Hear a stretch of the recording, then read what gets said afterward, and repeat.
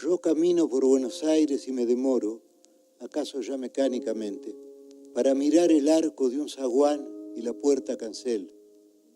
De Borges tengo noticias por el correo y veo su nombre en una terna de profesores o en un diccionario biográfico.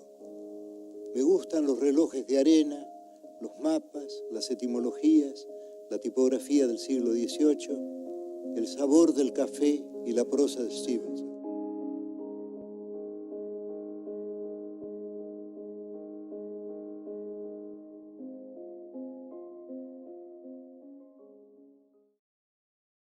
Robert Louis Balfour Stevenson, como fue bautizado, nació en el seno de una familia de ingenieros escoceses el 3 de diciembre del año 1850, en la ciudad de Edimburgo. En su juventud, a la par que desarrollaba una salud enfermiza por culpa de sus problemas respiratorios, y esto es algo que remarcaría hasta sus últimos días de vida como una condición que nunca le abandonó, desarrollaría un gran gusto por la lectura y también por la escritura. En el año 1866, a los 16 años, publicaría una novela histórica, que sería enteramente financiada por su padre, pero que pasaría sin mayor relevancia para el lector victoriano de la época.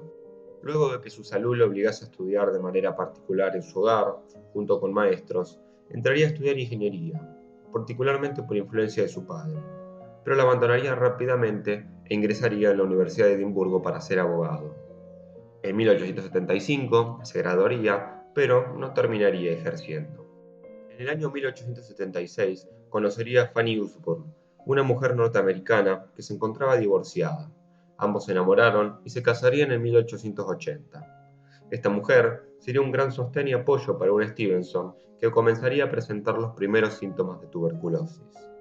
Y tras una serie de viajes por Europa, se asentaría un tiempo en California, Estados Unidos, donde escribiría sus viajes y notas, como también las primeras historias de aventura.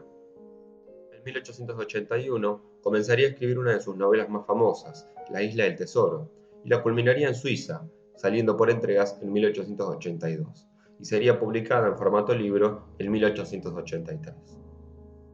Desde 1878, año en el que publicó su primer cuento, hasta prácticamente el final de su vida, escribiría y publicaría obras notables que le granjearían de una gran popularidad, como por ejemplo El extraño caso del Dr. Jekyll y el Sr. Hyde, volúmenes de cuentos como por ejemplo Las nuevas mil y una noches, novelas como Secuestrado, La flecha negra o El príncipe Otto, donde su obra abarcaría desde novelas, poesías, ensayos y hasta libros de viajes. Finalmente, moriría retirado en una isla del Pacífico en el año 1894, producto de su ya enfermiza salud. En este libro de más de 1000 páginas, la editorial Penguin recoge casi la mayoría de cuentos del autor escocés en un único volumen, además de una novela. En este se nos presenta el genio y arte de un autor que con una prosa sencilla y tramas entretenidas, dinámicas, dibuja la acción en múltiples ambientes, desde las calles de Londres en la noche hasta las paradisíacas islas del Pacífico. Los emocionantes argumentos de sus novelas de aventura, policiales o fantásticos, le granjearon de una gran reputación, pero a la vez se minimiza su talento por ser un escritor que se dirigía a un público más infantil.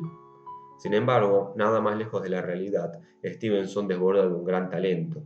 A través del relato breve nos deja entrever su intelecto y visión del mundo, expresando sus propias preocupaciones filosóficas, tales como la vida o su legado, hasta la psicología de los personajes, como lo puede expresar en Jekyll y Hyde y la decisión de la personalidad, el doble. Una de las inspiraciones de Stevenson para el desarrollo de su obra por medio del relato breve no podría ser otro que el de Edgar Allan Poe. La influencia del terror que fue legada por Poe es evidente en Stevenson, mientras que también tomaría de autores como por ejemplo Nathaniel Hawthorne, temas morales o religiosos, o incluso una gran influencia por parte de Walt Whitman en su poesía. En Stevenson se presenta un tipo de escritura cuyo fin es el de entretener, el de generar placer, pero también es el de hacerlo con algún propósito. Así, Stevenson no solamente entretiene a sus lectores por una necesidad meramente comercial, sino también el de transmitir una opinión, el de expresar sus inquietudes. En esta edición que yo poseo, y mediante la cual conocí a este autor, que se titula Los cuentos completos, hay que mencionar que sin embargo no están todos. Por ejemplo, Las Nuevas Mil y una Noches, que fue publicada en coautoría con su esposa Fanny, no se encuentra incluido. Lo mismo con Fábulas, otro volumen de casi 20 relatos que se encuentran obviados. Por su parte, en esta edición hay presente una novela, El extraño caso del Dr. Jekyll y el Sr. Hyde, que personalmente es una inclusión sin sentido, teniendo en cuenta que se trata de un libro que recopila sus cuentos. Aún así, está la ventaja de que en un mismo volumen y traducción se encuentra una de sus novelas más famosas.